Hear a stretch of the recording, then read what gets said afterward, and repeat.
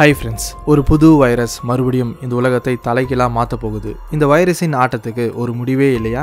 கடந்த காலத்தில் இந்த மாதிரியான ஒரு வைரஸால் மொத்த உலகமும் மோசமாக பாதிக்கப்பட்டுச்சு. இதனால சுமார் 70 லட்சம் பேர் இறந்து போனாங்க. ஆனால் இந்த புது வைரஸ் COVID-19 விட 50 மடங்கு ஆபத்தானதாக இருக்கும்னு விஞ்ஞானிகள் எச்சரிக்கிறாங்க. ஒருவேளை நாம இந்த வைரஸ் பரவுறதுக்கு முன்னாடியே முன்னெச்சரிக்கை நடவடிக்கை எடுக்காம போனா 1 கோடி மக்கள் இறந்து போவாங்க. 10 வருஷம் லாக்டவுன்ல இருக்க வேண்டிய சூழ்நிலை ஏற்படும்னு சொல்லப்படுது. European society of clinical microbiology and infectious disease அப்படிங்கிற அமைப்பு உலக அளவில் பிரபலமான 187 மெடிக்கல் சயின்டிஸ்ட் கிட்ட இருந்து ஒரு சர்வே எடுத்தாங்க. அதுல 60% பேர் என்ன சொல்லியிருக்காங்கன்னா, எதிர்காலத்தில் COVID-19 விட ஆபத்தான ஒரு கொடிய நோய் வரப்போகுதுன்னு. இதை கேட்கவே ரொம்ப திகிலா இருக்குல்ல? இதை பத்தி இன்னைக்கு இந்த வீடியோவில் டீட்டெயில்டா சொல்ல போறேன். இந்த வீடியோவை ஸ்கிப் பண்ணாம கடைசி வரைக்கும் பார்த்தாதான் இந்த புது வைரஸ் எந்த அளவுக்கு ஆபத்தானதுன்னு உங்களுக்கு தெளிவா புரியும். இந்த வீடியோ பிடிச்சிருந்தா லைக் பண்ணுங்க, மறக்காம நம்ம சேனலை சப்ஸ்கிரைப் பண்ணி சப்போர்ட் பண்ணுங்க. ஏன்னா உங்களோட சப்போர்ட் எங்களோட வளர்ச்சிக்கு ரொம்ப ரொம்ப முக்கியம். சரி வாங்க, லேட் பண்ணாம லெட்ஸ் கெட் ஸ்டார்டட்.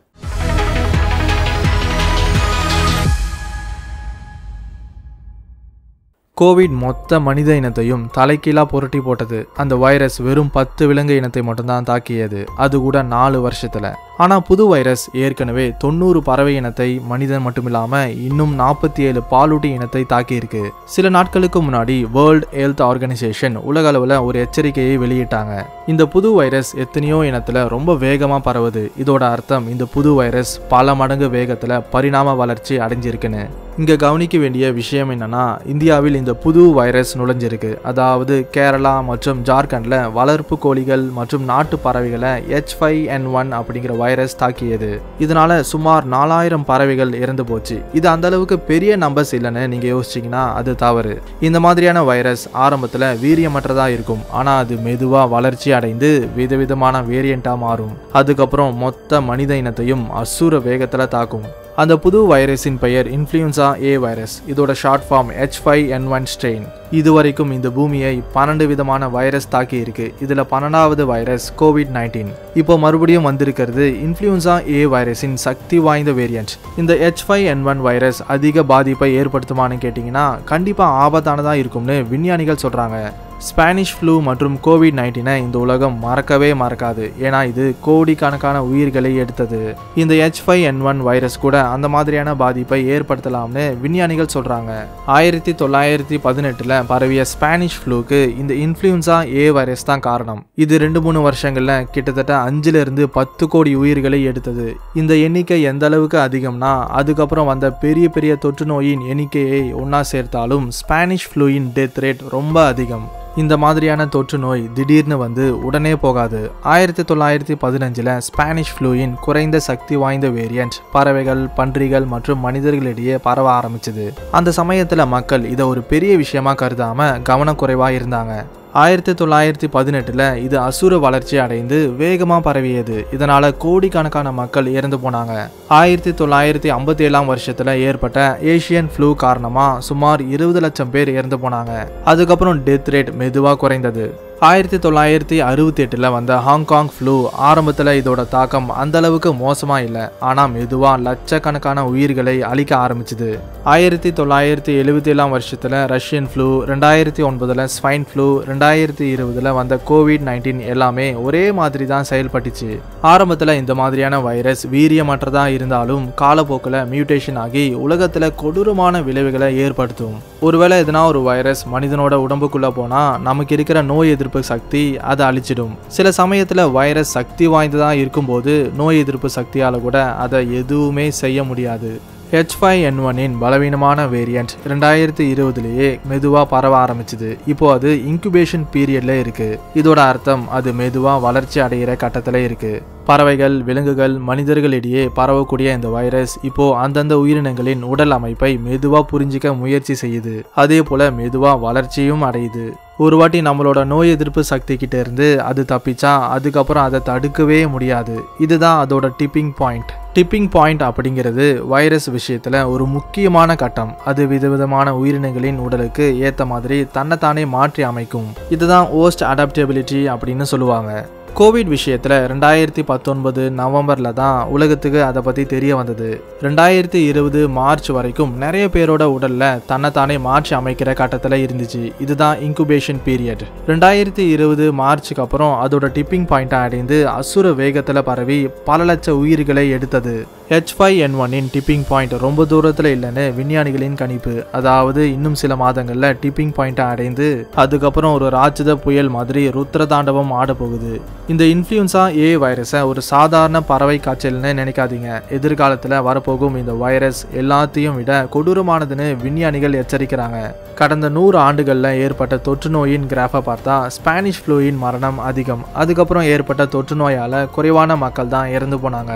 இந்த H5N1 வைரஸ் கூட கடைசியாக ஏற்பட்ட தொற்று நோயின் மரணத்தை விட குறைவான பாதிப்பை ஏற்படுத்தும்னு சில பேர் சொன்னாலும் விஞ்ஞானிகள் இதை மறுக்கிறாங்க. இந்த H5N1 வைரஸும் அந்த காலத்தில் ஸ்பானிஷ் ஃப்ளூ மாதிரியே கோடிக்கணக்கான உயிர்களை எடுக்க போகுதுன்னு எச்சரிக்கிறாங்க.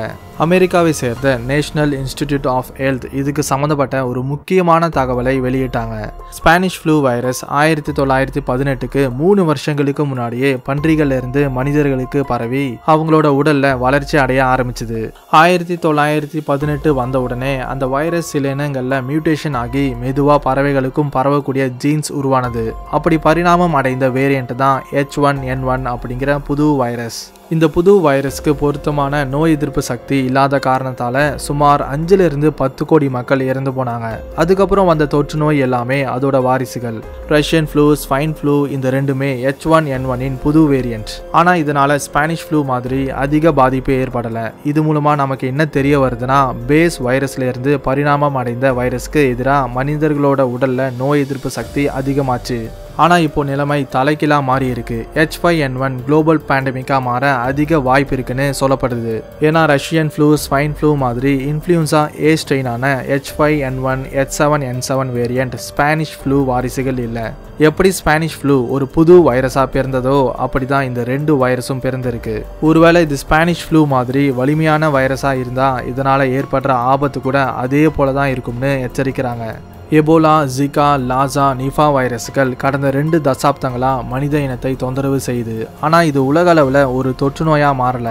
இந்த புது H5N1 வைரஸ் வரப்போற காலத்துல மோசமான பாதிப்பை ஏற்படுத்தும்னு விஞ்ஞானிகள் சொல்ல காரணங்கள் இருக்கு. அதை பத்தி ESCMID சேர்ந்த 187 மெடிக்கல் சயின்டிஸ்ட் ஆராய்ச்சி பண்ணிட்டு இருக்காங்க. அதுக்கான டீட்டெயில்டு ரிப்போர்ட் இன்னும் வெளியாகல. ஆனா சில மெடிக்கல் எக்ஸ்பர்ட்ஸ் இதுக்கு சம்மந்தப்பட்ட முக்கியமான ஃபேக்டர்ஸை முன் வச்சிருக்காங்க. அதை பத்தி இப்போ பார்க்கலாம். Factor number 1, வைரலன்ஸ். COVID-19 வைரஸால உலக அளவில் சுமார் 70 லட்சம் பேர் இறந்து போனாங்க. ஆனால் நோய் தொற்று ஏற்பட்ட மக்கள் தொகையில் இறந்தவங்க வெறும் 1% மட்டும்தான். இந்தியா மாதிரியான அதிகமான மக்கள் தொகை கொண்ட தேசத்தில் கோவிட் காரணமாக 1.4% மக்கள் இறந்து போனாங்க. ஸ்பானிஷ் ஃப்ளூ 5-10 கோடி உயிர்களை எடுத்தது. உலக அளவில் இதோட டெத் ரேட் சுமார் 2.5%. ஆனால் H5N1 குளோபல் டெத் ரேட் கிட்டத்தட்ட 52% இருக்கும்னு விஞ்ஞானிகளின் கணிப்பு. இப்படி இருக்கும்போது அதிக மக்கள் தொகை கொண்ட இந்தியா மாதிரியான தேசங்கள் எந்த அளவுக்கு முன்னெச்சரிக்கையா இருக்க வேண்டும்னு கொஞ்சம் யோசிச்சு பாருங்க. Factor number 2, mode of transfer. நமக்கு நல்லாவே தெரியும் COVID-19 காற்று மூலமா பரவும்னு. கோவிட் வைரஸால பாதிக்கப்பட்டவங்களோட தும்மல் மற்றும் இருமல் வழியா வெளியேறும் அந்த வைரஸ் காற்று வழியா பயணித்து மற்ற மனிதர்களுக்கு நோய் தொற்று ஏற்படுத்தும். இன்னும் தெளிவாக சொல்லணும்னா வெறும் 22 செகண்ட்ஸில் சுமார் 25 அடி தூரம் வரைக்கும் பயணிக்கிற சக்தி அந்த வைரஸ்க்கு இருக்கு. உதாரணமாக ஒரு குறிப்பிட்ட இடத்துல எய்ட்ஸால் பாதிக்கப்பட்ட 10 பேர் இருந்தாலும் அது மற்ற மனிதர்களுக்கு கண்டிப்பாக பரவும்னு சொல்ல முடியாது. ஆனால் அதே இடத்துல ஒரு நபருக்கு மட்டும் கோவிட் இருந்தால் அந்த நபர் பொது இடத்துல தும்முனா அப்படி இல்லைனா இருமுனா வெறும் சில மணி நேரத்துக்குள்ள அந்த நகரம் முழுவதும் அந்த வைரஸ் பரவ அதிக வாய்ப்பு இருக்கு. கடந்த 10 வருஷங்கள்ல HIV எய்ட்ஸால உலக அளவில் சுமார் 50 லட்சம் பேர் இறந்து போனாங்க. ஆனால் கோவிட் கடந்த 4 வருஷங்கள்ல 70 லட்சம் பேரின் உயிரை பறித்தது. கோவிடை விட 50 மடங்கு ஆபத்தான இந்த H5N1 வைரஸ்க்கு கோவிட் மாதிரியே காற்று மூலமா பரவும் திறன் இருந்தா இதனால ஏற்படுற விளைவு எந்த அளவுக்கு மோசமா இருக்கும்னு கொஞ்சம் யோசிச்சு பாருங்க. ஒருவேளை இந்த வகையான வைரஸ் மனித இனத்தை நாசமாக்க முடிவு பண்ணிட்டா அதுல இருந்து நம்மளால தப்பிக்க முடியுமா? இதை பத்தின உங்களோட கருத்துக்களை கமெண்ட்ல சொல்லுங்க. கண்டிப்பா இந்த வீடியோ உங்களுக்கு நிறைய புது விஷயங்களை தெரிஞ்சுக்க உதவியா இருந்திருக்கும்னு நம்புறேன். இந்த வீடியோ பிடிச்சிருந்தா லைக் பண்ணுங்க, ஷேர் பண்ணுங்க. இந்த மாதிரி இன்னும் நிறைய வீடியோஸை பார்க்க நம்ம சேனலை சப்ஸ்கிரைப் பண்ணி அந்த பெல் ஐக்கனை கிளிக் பண்ணுங்க. மறுபடியும் அடுத்த வீடியோல சந்திக்கலாம். தேங்க்ஸ் ஃபார் வாட்சிங்.